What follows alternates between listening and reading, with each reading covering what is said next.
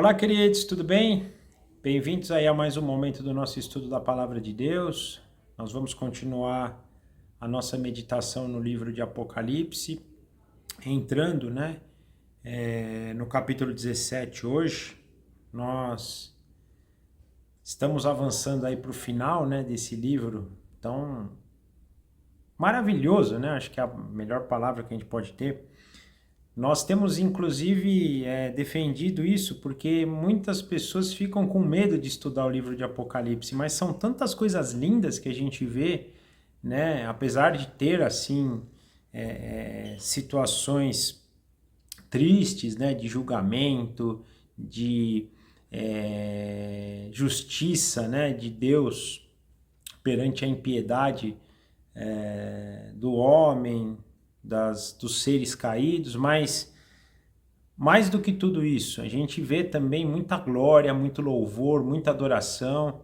Nós temos visto essa dinâmica lá da sala do trono de Deus, onde todos os momentos que aparece ali João na sala do trono, a gente percebe a adoração dos anjos, a adoração dos 24 anciãos, a adoração dos 4 seres viventes, ou seja, mostrando a glória de Deus, a sua perfeição, a sua maravilhosa glória, Então acho que isso também é algo que a gente deve ressaltar. Em vez de a gente focar nas coisas negativas, devemos olhar então para aquilo que realmente é positivo, Aquilo que nos traz esperança. Eu acho que esse é o grande propósito, Nós temos proposto aquela dinâmica do julgamento, principalmente a partir do capítulo 4, onde João é chamado para adentrar na sala do trono de Deus e a partir dessa sala perceber o julgamento que Deus faz na história de toda a raça humana, a fim de que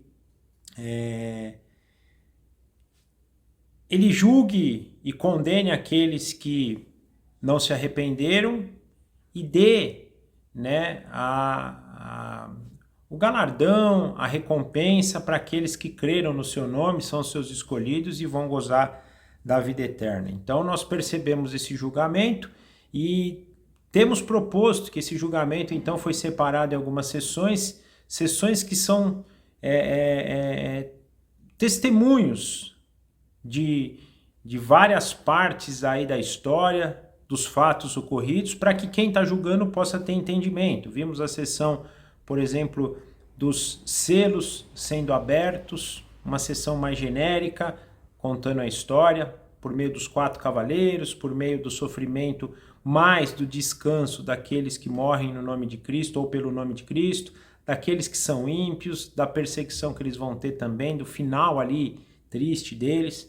Depois entramos na sessão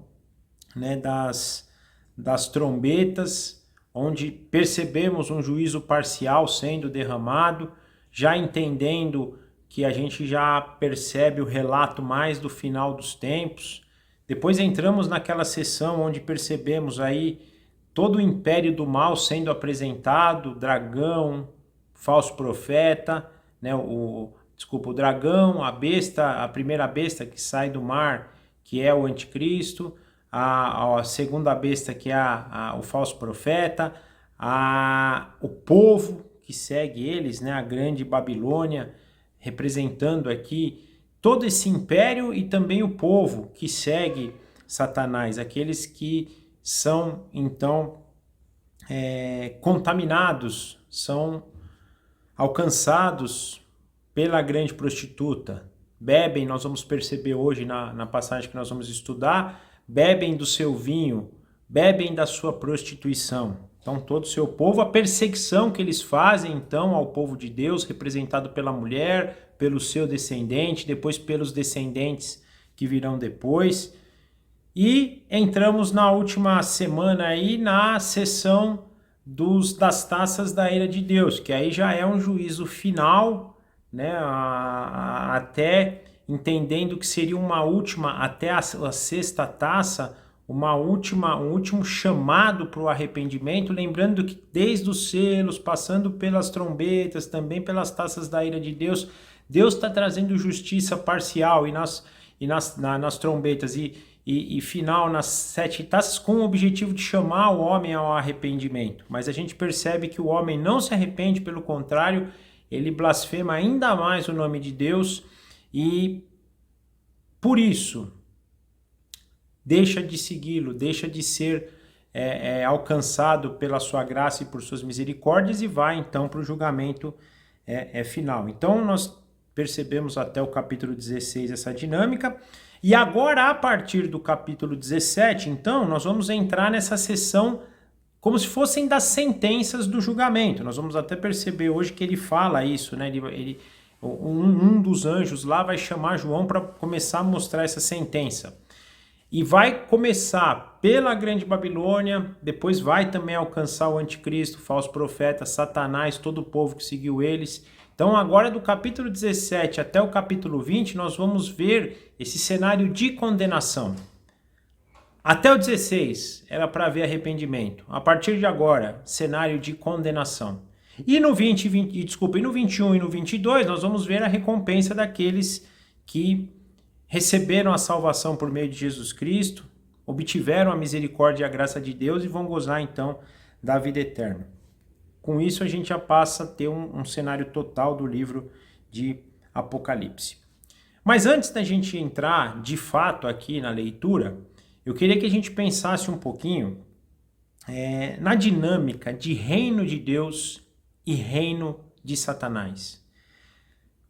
Quando falamos dos 6 selos, e eu falei que os 2 primeiros cavaleiros, o cavaleiro branco representando Jesus Cristo, lá em Gênesis 3, e o cavaleiro vermelho Satanás também lá em Gênesis 3, a gente percebe na queda do homem, que é dita nesse capítulo, um rompimento desse reino. Porque Deus, quando cria todas as coisas e põe o homem para governar a terra, governar todas as coisas criadas, esse governo de Deus era alinhado com o homem, ou seja, o homem ele recebeu de Deus este governo para que por meio dessa comunhão, dessa relação com Deus, ele pudesse reinar aqui na terra. Sempre foi o desejo. A gente percebe, inclusive pensando na própria criação, quando Deus em Gênesis 1 vai criando as coisas, e nós até falamos da criação semana passada, a gente percebe Deus toda hora falando, cria isso, isso é bom, cria isso é bom, cria isso é bom, cria isso é bom. Então cria céu, cria terra, cria mares, cria os animais, e tudo isso ele vai falando, isso é bom, isso é bom, isso é bom. Quando ele cria o homem, só o homem, ele percebe que isso não é bom, porque o homem estava sozinho, então ele cria a mulher para que houvesse um relacionamento. E aí depois dessa criação do homem e mulher, junto com toda a criação, Deus olha tudo isso e fala, é muito bom. Por quê? Porque sempre foi o objetivo de Deus esse relacionamento, essa comunhão, partindo do relacionamento da raça humana com o próprio Deus, para que por meio desse relacionamento o homem pudesse refletir Deus para toda a criação. Só que na queda isso é rompido e a gente passa então a ter 2 reinos. Satanás começa a reinar aqui nas regiões celestiais baixas e na terra. No trono de Deus ele nunca reinou e nunca vai reinar. E só que nas regiões celestiais inferiores e na terra ele passa a ter direito a esse reino, até que vem o Messias, prometido por Deus em Gênesis 3, lá, aquele que esmagaria a cabeça da serpente e toma parcialmente esse reino de Satanás. Por que parcialmente?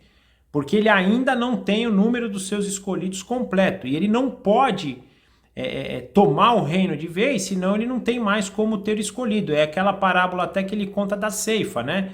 Quando ele fala lá a parábola que um homem bom foi lá e ceifou na terra, saiu o trigo, aí veio um homem mau e plantou o joio lá, né? E ele fala, eu não posso fazer a colheita agora porque eu preciso diferenciar o joio do trigo, então preciso deixar que eles 2 cresçam para que na hora que eles estiverem maduros eu poder diferenciar o joio do trigo e colher o trigo e jogar o joio, né, para queimar. Então é basicamente isso.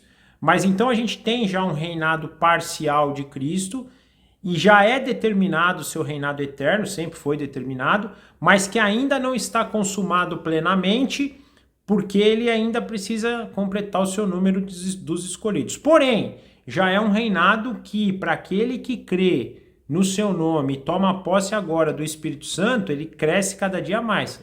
vemos aí do caso do fermento, da parábola do fermento, do parábola do grão de mostarda. O reino de Deus vai crescendo, né, cada vez mais aqui na gente, e a gente vai deixando esse reino das trevas. Então nós vamos ver sempre esse contraste. Paralelamente a isso, nós vamos ver vários contrastes desses dois reinos.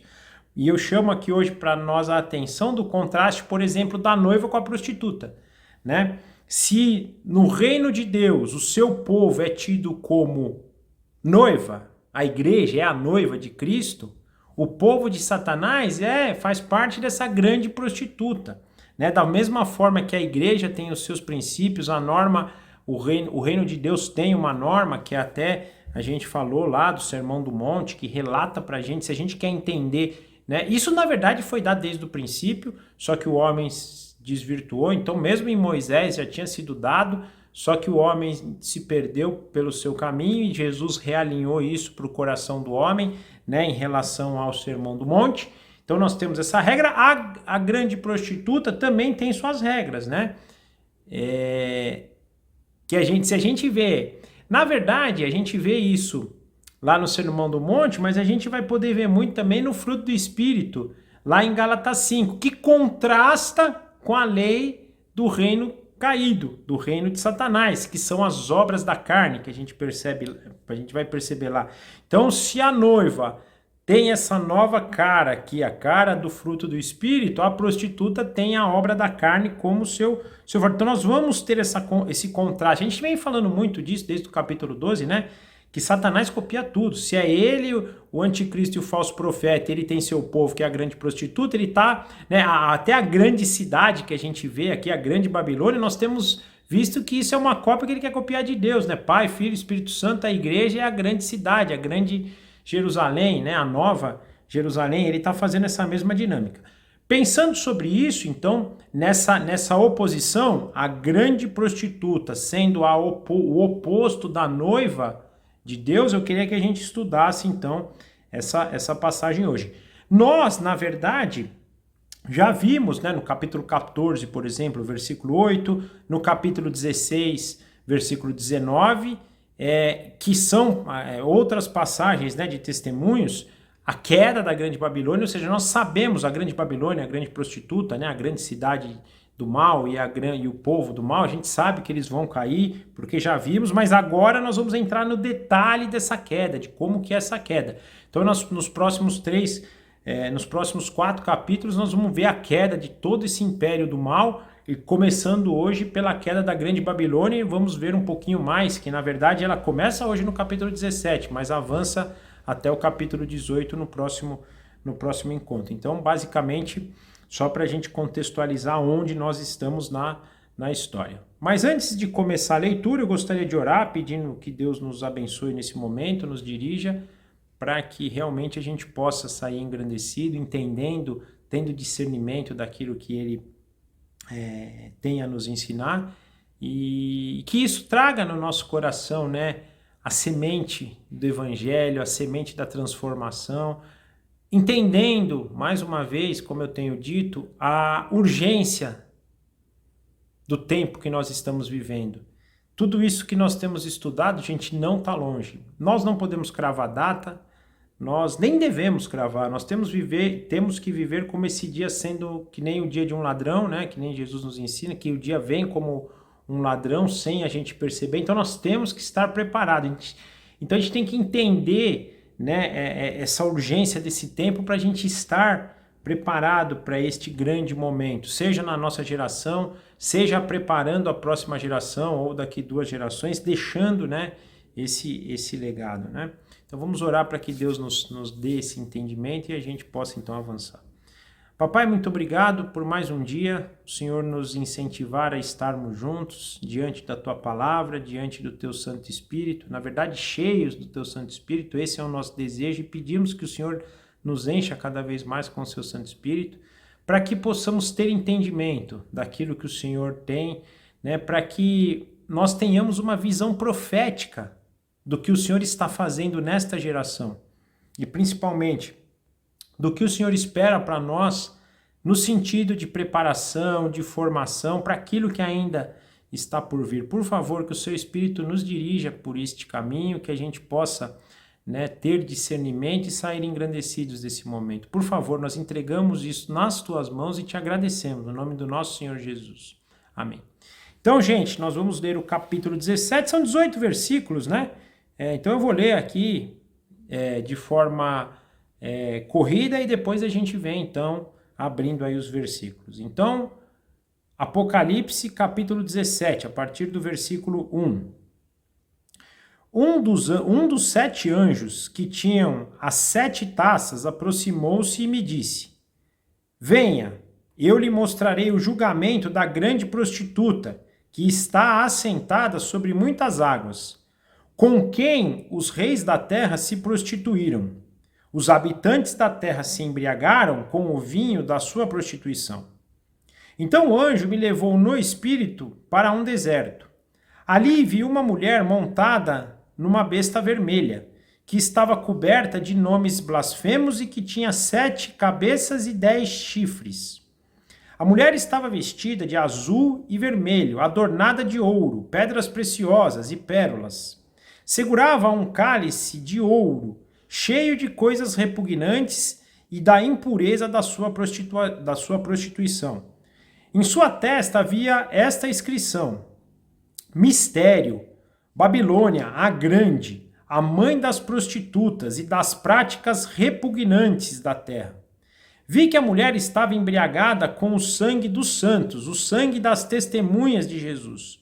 Quando a vi, fiquei muito admirado. Então o anjo me disse: Por que você está admirado? Eu lhe explicarei o mistério dessa mulher e da besta sobre a qual ela está montada, que tem 7 cabeças e 10 chifres. A besta que você viu era e já não é mais. Ela está para subir do abismo e caminha para a perdição. Os habitantes da terra, cujos nomes não foram escritos no livro da vida, desde a criação do mundo, ficarão admirados quando virem a besta, porque ela era, agora não é, e entretanto virá. Aqui se requer mente sábia. As 7 cabeças são 7 colinas sobre as quais a mulher está sentada. São também 7 reis, 5 já caíram, um ainda existe e outro ainda não surgiu, mas quando surgir, deverá permanecer durante pouco tempo. A besta que era, e agora não é o 8º rei. É um dos 7 e caminha para a perdição. Os 10 chifres que você viu são 10 reis que ainda não receberam reino, mas que por uma hora receberão autoridade como reis, juntamente com a besta. Eles têm um único propósito e darão seu poder, a sua autoridade à besta. Guerrearão contra o cordeiro, mas o cordeiro os vencerá, pois é o Senhor dos senhores e o Rei dos reis, e vencerão com eles os seus chamados, escolhidos e fiéis. Então o anjo me disse: As águas que você viu onde está sentada a prostituta são povos, multidões, nações e línguas. A besta e os 10 chifres que você viu odiarão a prostituta. Eles a levarão à ruína e a deixarão nua. Comerão a sua carne e destruirão com fogo, pois Deus colocou no coração deles o desejo de realizar o propósito que ele tem, levando-os a concordarem em dar à besta o seu poder que eles têm para reinar até que se cumpram as palavras de Deus. A mulher que você viu é a grande cidade que reina sobre os reis da terra. Então, até aqui a palavra de Deus, né? Nós percebemos aqui nesse capítulo, então, como eu já disse anteriormente, um capítulo focado a falar da grande prostituta, a grande Babilônia, né? E aí nós começamos a perceber características, né? E coisas, nós até quando falamos, né, no capítulo 14, no capítulo 16, eu disse que falaria mais para frente sobre quem era a grande Babilônia, o que era a grande Babilônia, e agora então chegou o momento. Mas começando aqui pelo versículo 1 e versículo 2, a primeira coisa que a gente percebe é um dos anjos, né, que despejou as taças da ira de Deus, chamando João então para outro local agora. Inclusive, ele usa aqui na linguagem que eu li, que é a Nova Versão Internacional para vocês, o termo julgamento, para ele ver o julgamento, mas em outras versões, por exemplo, a gente vê ele usar a palavra aqui condenação. Então, nessa dinâmica do julgamento que a gente tem proposto, eu gosto de pensar isso, falar que o anjo está chamando João agora para ver a condenação. Vimos até aqui a apresentação da história, agora chegou a hora da gente apresentar o resultado desse julgamento. E aí ele fala, né, que o julgamento começa com a condenação começa com da grande prostituta. E olha que coisa interessante, se na apresentação do Império do Mal, capítulo 12 a 14, começa pelo dragão, passa pelo anticristo, passa pelo falso profeta e depois pela grande prostituta, agora o caminho é reverso. Ele começa despejando a condenação sobre a grande prostituta. E aí ele dá também, fora de falar que fala no versículo 1 e versículo 2 da condenação, ele dá características, né, da grande prostituta. Então ele diz, né, que a grande prostituta, ela está sentada sobre águas, e mais para frente ele vai dizer o que significa estar assentada sobre águas. Diz também que é com ela que os reis da terra se prostituíram, né? Então, gente, aqui tem um ponto importante aqui que eu queria falar com vocês, né? Que vai falar até na próxima característica, né? Que os habitantes da terra se embriagaram com o vinho da sua prostituição. A prostituição, na minha leitura, ela é a oposição da noiva virgem. Mas mais do que isso, ela tem muita coisa a ver com comércio também, né? E o grande problema do homem foi quando ele achou comércio no seu coração. Por que disso? Porque a partir do momento que eu comecei a fazer as coisas para ter benefício, ou seja, o princípio do comércio, eu deixei o meu propósito original, que era servir.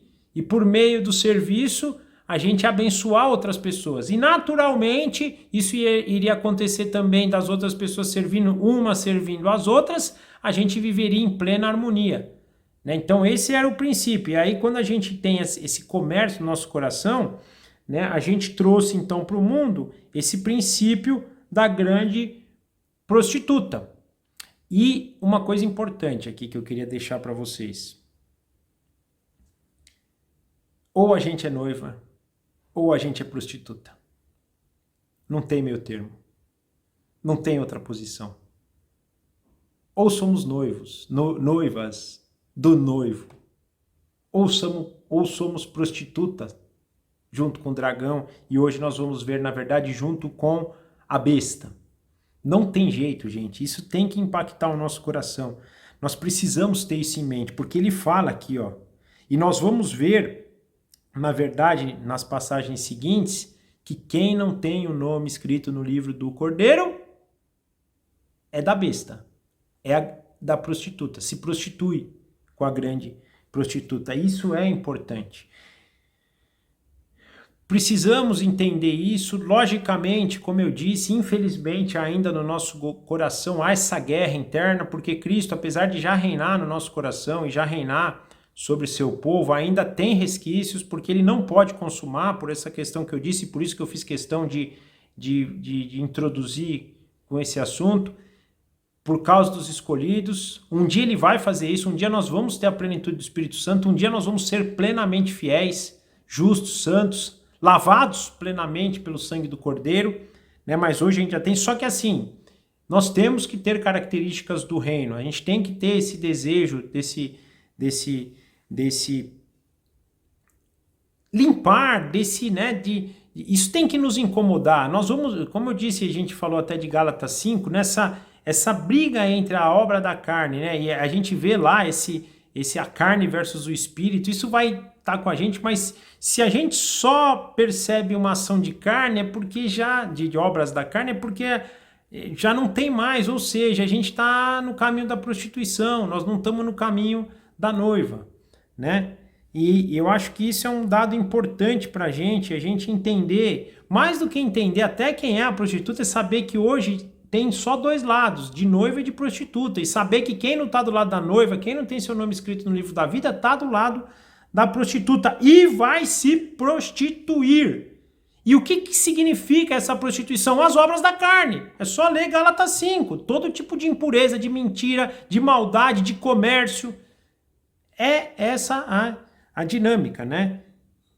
os habitantes da terra, os reis da terra se prostituíram, os habitantes da terra se embriagaram com o seu vinho, gostaram, né, se deliciaram com as suas impurezas, com a sua injustiça, né? Então, essas são as características aí dessa grande prostituta. Aí nós avançamos, né, no versículo 3 ao versículo 5, nós percebemos um ponto aqui que ele fala, então, primeiro, vou te levar, lá no versículo 1, ele fala, vou te levar para o julgamento, agora ele fala para João, agora o anjo pegou ele pelo Espírito e levou para o deserto.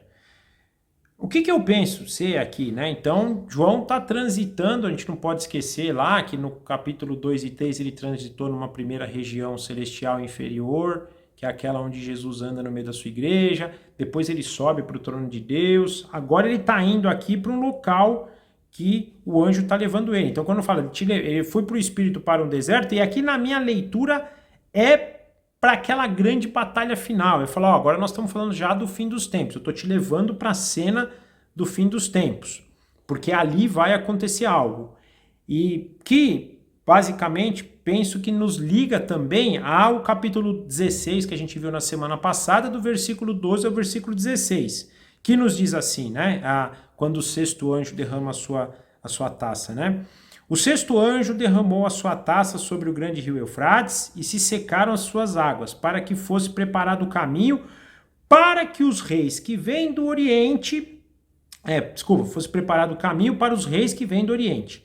Então vi saírem da boca do dragão, da boca da besta e da boca do falso profeta 3 espíritos imundos semelhantes a rãs. São espíritos de demônios que realizam sinais miraculosos. Eles vão aos reis de todo mundo a fim de reuni-los para a batalha do grande dia do Senhor, Deus Todo-Poderoso. Eis que venho como um ladrão, feliz aquele que permanece vigilante e conserva consigo as suas vestes, para que não ande nu e não seja vista a sua vergonha. Então os 3 espíritos se reuniram num lugar que em hebraico é chamado de Armagedon.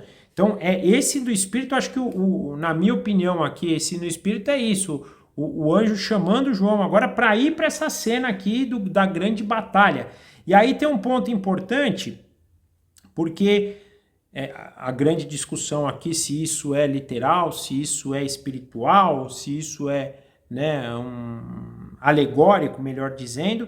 Na minha opinião, vai ser uma batalha final, e essa batalha ela é final e real, penso eu, e gosto de pensar em ser real, porque foi da forma que Deus agiu em toda vez que ele trouxe juízo. Se a gente for olhar, por exemplo, lá no dilúvio, como é que foi o juízo? Foi real, verdadeiro. Como é que foi o juízo em Sodoma e Gomorra? De destruição, verdadeiro. O melhor de todos e o mais próximo daquilo que vai acontecer no final, né? O juízo do Egito, quando Deus livrou seu povo, né, da escravidão. Penso que esse é o que mais elucida o final dos tempos e tinha um propósito. E por que foi verdadeiro aquela coisa ali, né? As 10 pragas, os acontecidos? Para Deus mostrar sua glória diante da idolatria do Egito nos seus falsos deuses. Deus tinha um propósito com aquilo. E nesse grande dia, e é engraçado que a gente vê aqui até 10 reis que vão se levantar também junto com a besta. Deus vai mostrar, eu acho que vai ter uma batalha real para Deus deixar claro quem manda, quem comanda, quem é o rei dos reis, quem tem poder de todas as coisas. Por isso penso ser uma batalha real. E ele está linkando então isso, essa parte que ele está falando aqui, né, que ele vai falar agora, para esse lugar, lá onde vai acontecer essa batalha. E ele vê lá então nesse local uma mulher sentada numa besta vermelha, né? Uma coisa importante aqui, né, que a gente vai também ver quem que é a besta, mas aí nós vamos olhar para Apocalipse 13, as características, né? As características são muito parecidas, né? Nomes de blasfêmia, 7 cabeças, 10 chifres, é uma descrição muito, muito parecida com o que a gente vê em Apocalipse 13, ou seja, o anticristo, né? Então a besta junto com a grande prostituta junto com o anticristo. Nada mais do que uma simbologia do anticristo com os seus combatentes, né? O seu exército, né? Indo guerrear contra o cordeiro. Percebemos aqui a descrição, né, desse povo, dessa mulher aqui, né, dessa prostituta, né? muito glamour, muita riqueza, muito luxo, mas também impurezas, né? Nós percebemos aqui a impressão que dá que ela está vestida com o resultado da sua prostituição. Mais uma vez, prostituição é comércio, ganhava muito dinheiro, né? As suas impurezas, os seus atos repugnantes faziam com que ela tivesse poder, faziam com que ela fosse cada vez mais rica, mais poderosa. E ele está descrevendo, né, isso aqui tudo de forma negativa, né? E por fim ele ainda declara, né, na sua testa, ou seja, está escrito lá, a grande Babilônia, a grande, a mãe das prostitutas e das práticas repugnantes da terra. Ou seja, o oposto da noiva, mais uma vez, né? Então, linkando aqui, inclusive, né, agora sim dizendo, né, que essa mulher é a grande Babilônia, linkando, né, a prostituta com a grande Babilônia. E a grande Babilônia, a gente vai ver, eu vou falar isso aqui depois quando falar dos montes, mas eu penso que tem a ver muito com essa questão, né, das nações que sempre se opuseram a Deus, ou seja, desse reinado que usa reis da terra para confrontar Deus, como aconteceu com a Babilônia. Na verdade, até indo na história, Babilônia é onde aconteceu a criação das nações, em Babel, onde o homem, na primeira vez depois ali do dilúvio, se rebela, né, contra Deus, querendo, na verdade já tinham se rebelado, mas eu digo no sentido de fazer algo grande. Deus fala para eles se espalhar, eles se juntam, querem construir uma torre alta para chegar, né, para alcançar o céu, e aí Deus confunde a língua ali. Então, quer dizer, ali é a origem, né? Então, e a partir dali, a gente vai perceber vários povos inimigos de Deus se levantando, dado momento a própria Babilônia, em outros momentos os povos vizinhos ali, a Síria, em outros momentos lá, Grécia, e na época que João escreve, Roma, e a gente vai perceber, inclusive, né, muitas interpretações. A grande Babilônia é Roma, a grande Babilônia é tal povo. Por quê? Porque, na verdade, eu entendo que são povos que Satanás angaria, né, para ir contra o povo de Deus. A gente percebe muito isso nos profetas, isso eu acho maravilhoso, né? Às vezes, por exemplo, né, tem uma profecia lá em Isaías.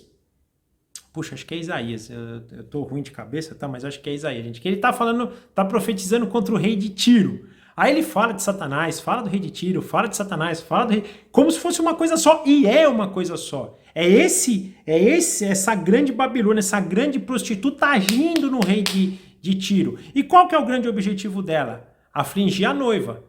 A grande prostituta é a grande inimiga da noiva, que no caso aqui, né, o povo de Deus. Então, ele vê lá essa imagem aí da grande prostituta junto, na verdade, em cima da besta, mas que eu entendo simbolicamente nessa condição.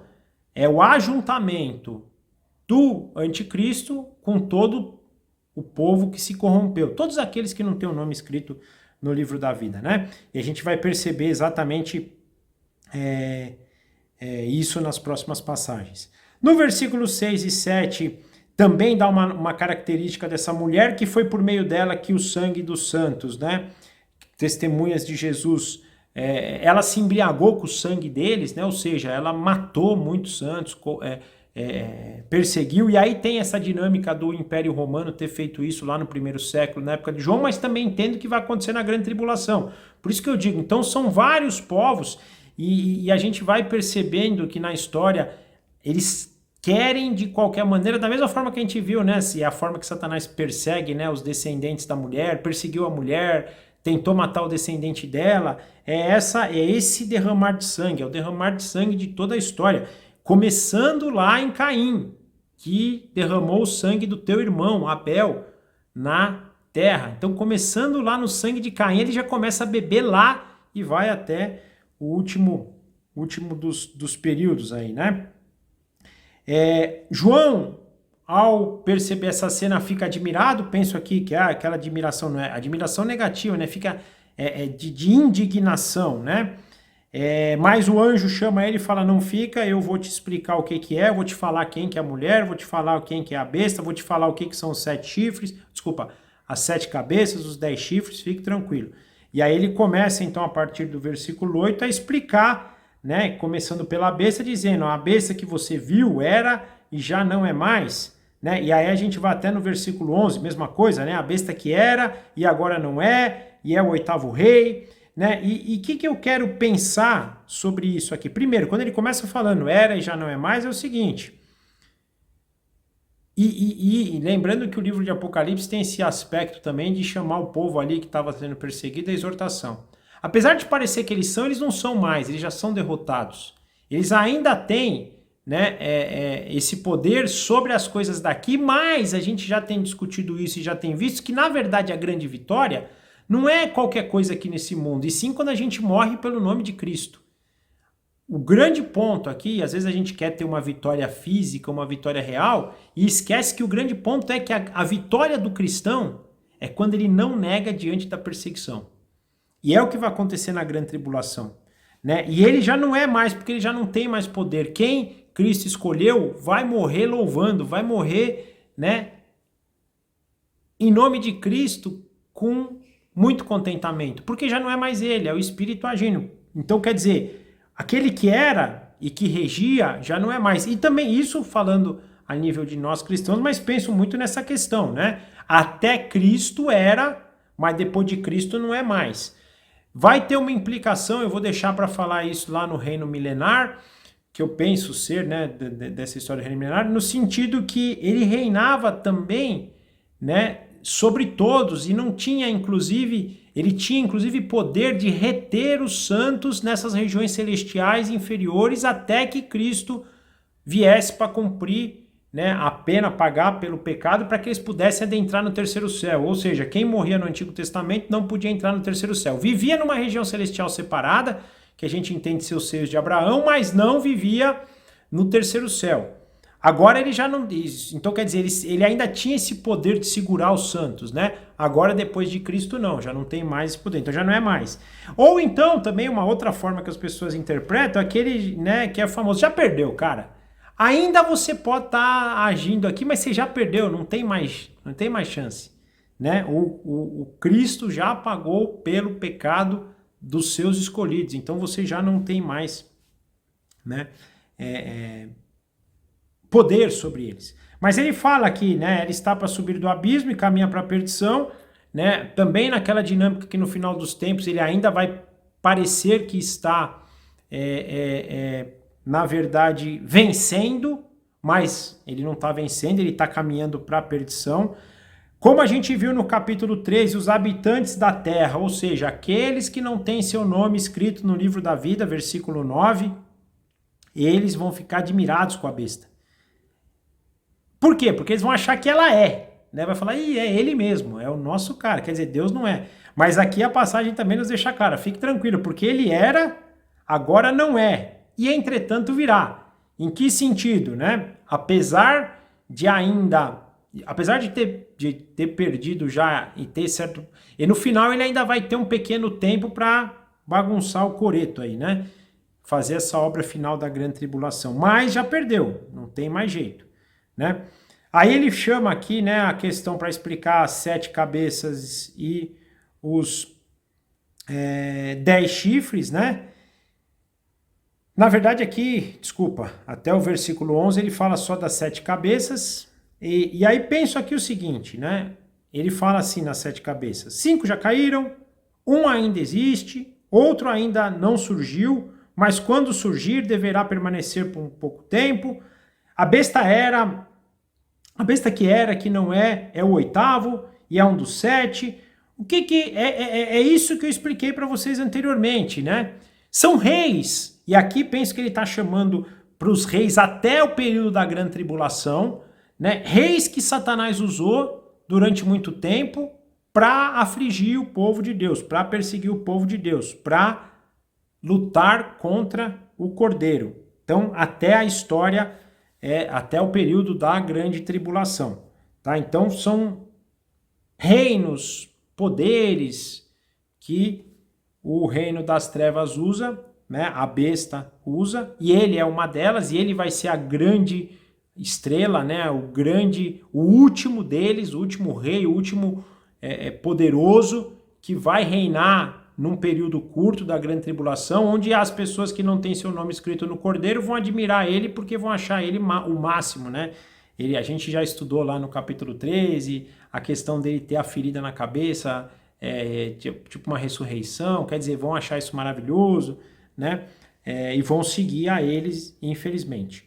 E aí avançando, então até aqui, mais uma vez só para lembrar, as 7 cabeças, isso, todo esse reinado que ele usou, reis, poderes, até a grande tribulação. Aí ele entra no versículo 12 ao 14, nos 10 chifres. Só que aí é um dado importante, né? Porque os 10 chifres, ele fala, os 10 chifres que você viu são 10 reis que ainda não receberam reino, mas que por uma hora receberão autoridade como reis, juntamente com a besta. Aí, na grande tribulação, entendo que vai ter aí, não necessariamente reis, mas 10 líderes mundiais de grande influência, de grande impacto, que se reunirão junto com a besta para vir para essa guerra final. De novo, uma guerra que eu entendo ser física, até para que Deus mostre o seu poder sobre esses reis aqui também. Então, os 10 chifres são reinos que virão. Aqui também tem muita discussão, porque em Daniel fala também. Aí vai entrar nessa questão, né, das formas de interpretação. Mais uma vez, estou trazendo o que eu entendo aqui, né, desta passagem de 10 chifres. Não necessariamente precisa ser igual à descrição de Daniel. Não preciso só porque falou 10 lá. E aí eu penso que tem muito mais a ver que chifres fala dessa questão de líderes, de reinos, do que de realmente de eu linkar o de Daniel com aqui, né? Mas aqui eu penso que são 10 reis que virão, né? E junto com a besta vão guerrear contra o cordeiro. Só que aí, versículo 14, nós percebemos algo maravilhoso, que o cordeiro os vencerá. E aí dá a característica, dá o porquê que o cordeiro vencerá. Porque ele é o Senhor dos senhores, ele é o Rei dos reis. Então, contra ele não tem, pode vir qualquer rei, porque quem que é o Rei dos reis? Pode vir qualquer líder, porque quem que é o líder dos líderes? É ele. Ele é o Criador de todas as coisas, ele é aquele que disse haja luz e houve luz. Ele é aquele que soprou na narina do homem e o homem passou a ser um ser vivente. Ele é aquele que criou todas as coisas, é aquele que sustenta todas as coisas pela palavra. Então, se é ele que sustenta todas as coisas pela palavra, nós não temos o que temer. Pode vir 10, 20, 1 milhão, 2 milhões de reis, 2 bilhões, 8 bilhões de reis. Ele é o Rei dos reis, é ele que sustenta. Então, a vitória é certa. E também com ele, os seus escolhidos, os seus chamados, os seus fiéis também vencerão. E aí, reforço aqui o que é a vitória dos escolhidos. A vitória dos escolhidos é estar neste momento aqui, ó. Mesmo que, se para chegar nesse momento, tenhamos que morrer pelo nome do Cordeiro. Então, às vezes, a gente tira o nosso olho disso.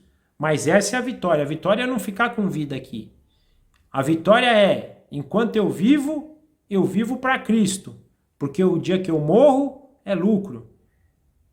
Em nome de Cristo, a vitória está nesse grande dia aqui, quando ele vencer todo esse reino do mal aqui, que até então ele tem dito, vai falar depois dos outros também entrando nesse momento, mas até então da besta com a grande prostituta, o povo, né? Versículo 15, né? E o anjo disse, né? Quem são as águas agora? Quem são as águas? Que a prostituta estava sentada, as nações. Povos, raças, tribos, línguas. E aí, de novo, vou chamar o nosso link com Gênesis 12. Babel. Aqui é a destruição do que foi criado em Babel, que Deus teve que criar em Babel. Né? Se lá houveram as nações, foram criadas as nações para que o homem não se juntasse e realmente pudesse fazer um estrago maior, a partir aqui do capítulo 15, nós vemos que as águas que estão assentadas junto com as prostitutas também estão nesse momento de destruição. Lembrando que aqui, então, é o momento que o cordeiro está vencendo a besta, está vencendo aqueles que seguem a besta.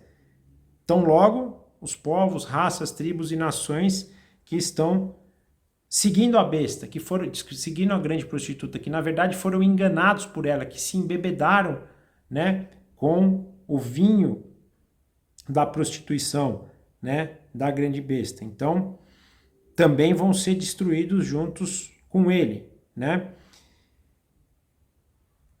Versículo 16 e versículo 17, nós percebemos o verdadeiro caos, que é esse império. Olha o que ele diz: a besta e os 10 chifres que você viu odiarão a prostituta.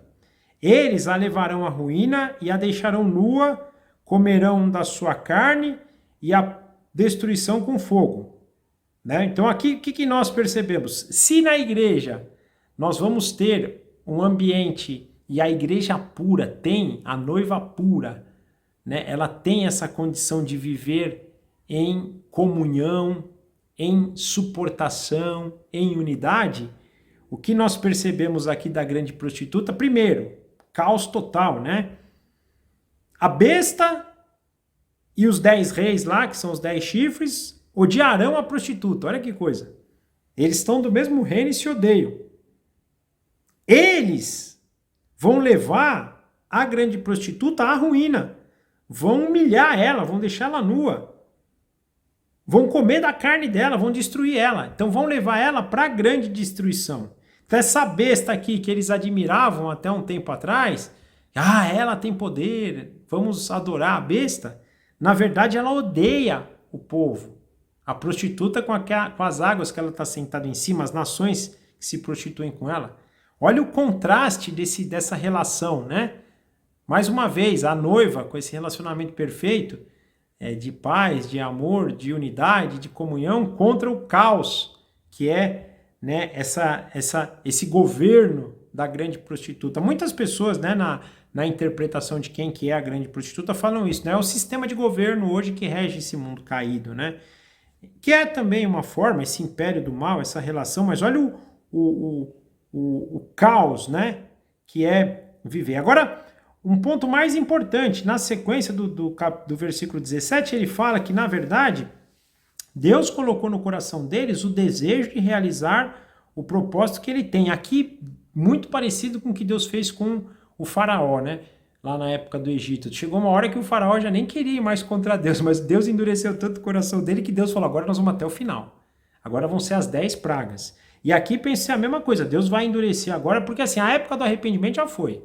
Coração tá duro, coração, né? E aí é um dado importante pra gente, que a gente tem falado muito sobre isso, né? Deus é longânimo, Deus é paciente, mas uma hora a paciência de Deus se esgota, a hora que a maldade do homem chega, né, a tal ponto, não tem mais situação. É juízo, e quando é juízo, Deus vai até o final. Deus endurece o coração das pessoas para eles chegarem... A pessoa pode estar no pior momento, mas vai até o final agora. Como fez, por exemplo, com o faraó e como vai fazer com esses, né? Deus vai colocar no coração dos desejos, vai colocar no coração deles o propósito que ele tem. Ou seja, que eles vão com a besta até o final. Para que se cumpra a palavra de Deus. Então, eles vão... Podem até querer sair, voltar, mas não tem mais jeito. Eles vão até o final com a besta. E aí, por fim, versículo 18, né, ele associa também a mulher com a grande cidade. De novo, também penso, como falei, daquela relação, né? Deus tem a Nova Jerusalém, eles têm aqui a grande Babilônia, a grande cidade, que aqui vai ser até Jerusalém nesse período. Porque a Jerusalém histórica aqui hoje, né? Porque o anticristo vai estar lá reinando em Jerusalém, penso eu aqui, né? Então, mas tem a ver com essa cidade onde é o trono de Satanás. Se a Nova Jerusalém representa o trono de Deus, a grande Babilônia representa o trono de Satanás. Mais uma vez nesse contraste. Eu acho que vocês têm percebido, a gente tem focado nisso, né? De mostrar, vocês percebem o contraste que tem aqui? Então, de novo, dragão, Deus Pai, né? Com o dragão, a serpente, Satanás, o anticristo com o Cristo, o falso profeta com o Espírito Santo, a noiva com a prostituta, a Nova Jerusalém com a grande Babilônia, né? Então, é esse relacionamento do reino de Deus e do reino do mal, né? O reino de Satanás. Eu penso que é muito isso. E nesse momento aqui que nós começamos a ver, é a destruição neste embate Nós vamos ver na passagem seguinte, inclusive o anjo falando literalmente, caiu de novo, a grande Babilônia caiu, mas trazendo já então a derrota desse império. Esse império um dia vai ser derrotado plenamente.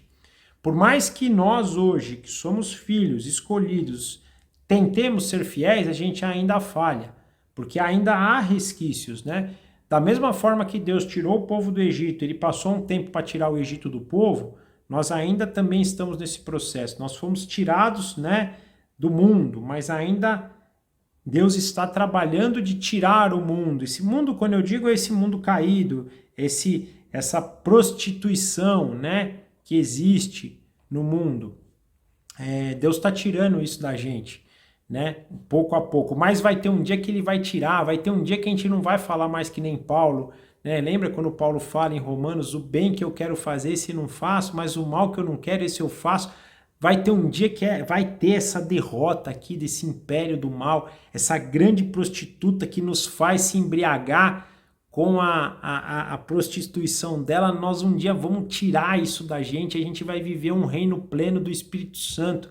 A gente vai ler o Sermão do Monte e vai conseguir cumprir o que está no Sermão do Monte. Nós vamos ver a vontade de Deus, nós vamos ter discernimento da vontade de Deus e vamos conseguir agir, né? A gente já pode isso, tá, gente? Não é que a gente tem que ficar esperando isso no futuro. Eu tô falando isso para vocês porque às vezes a gente pode se desanimar quando a gente vê que a gente faz o mal. Não é esse o objetivo. Deus nos chama e Ele sabe que a gente está numa caminhada. Então a gente deve também não perder a esperança disso, que um dia nós seremos puros. Mas a gente pode também, dia após dia, com comunhão, com relacionamento, buscando esse enchimento do Espírito, tomar posse ainda mais desse reino de Deus, que hoje já é. Lembra que o João começa esse livro, né? Lá no capítulo 1, quando ele é chamado lá para adentrar naquela primeira região celestial, ele fala, eu, João, irmão de vocês, irmão no reino, dizendo exatamente isso, esse reino que nós já estamos vivendo, que não é um reino de trevas mais, pode ter resquícios dele, mas nós hoje já vivemos num reino de luz e estamos sendo transformados dia após dia, glória após glória, neste reino, para viver neste reino, em santidade, em justiça e em verdade. Isso que é importante para a gente. Agora, de novo falando isso para aqueles que realmente foram escolhidos, né? Para aqueles que realmente têm seu nome escrito no livro da vida. Mas eu queria deixar também uma exortação para quem, porventura, possa não ter seu nome escrito no livro da vida, por quem ainda não entendeu a necessidade de arrependimento, de fé em Jesus Cristo como Senhor, único Senhor e único Salvador, o único Rei dos Reis, que pode tirar o pecado, que pode nos lavar, pode nos dar a justificação, para quem ainda não tem esse entendimento. Você está vivendo no reino da grande prostituta. Você é uma grande prostituta. Você vive sobre a influência, você se embriaga nessa prostituição. Eu estou falando dessa forma não é para te desanimar, pelo contrário, é para chamar sua atenção em amor. Porque a gente está vendo a derrota. Aquele que não tem seu nome escrito no livro da vida vai estar aqui neste momento sendo derrotado pelo Cordeiro, pelos seus escolhidos. E nós vamos estudar nas próximas passagens, vai ter um destino tenebroso, que é outra coisa importante que a gente precisa ter em mente. A gente às vezes acha que morreu e acabou. Alguns vão para a vida eterna, outros vão para morrer. Não, todos viverão eternamente, só que uns num lugar perfeito, outros num tormento eterno. Então a gente precisa, é um chamado para nós hoje, ainda dá tempo, nós não chegamos nesse ponto que a porta foi fechada. Nós temos ainda, quem ainda não tem seu nome escrito no livro da vida, pode hoje tomar essa decisão, crer em Jesus Cristo como seu Senhor, como seu Salvador e entrar nesse reino agora, reino de justiça, reino que vai junto com Cristo, vão estar junto com Cristo os que são escolhidos nesse grande dia de vitória. Essa é a nossa vitória, essa é a nossa riqueza, não é igual à riqueza aqui da grande prostituta que anda adornada, cheia de penduricalhos de ouro, de prata, taças de ouro, né? cheio de impurezas, de coisas más. Isso não é um tesouro eterno, isso não é um tesouro que vem de Deus, isso é coisa desse mundo, isso nos leva à perdição.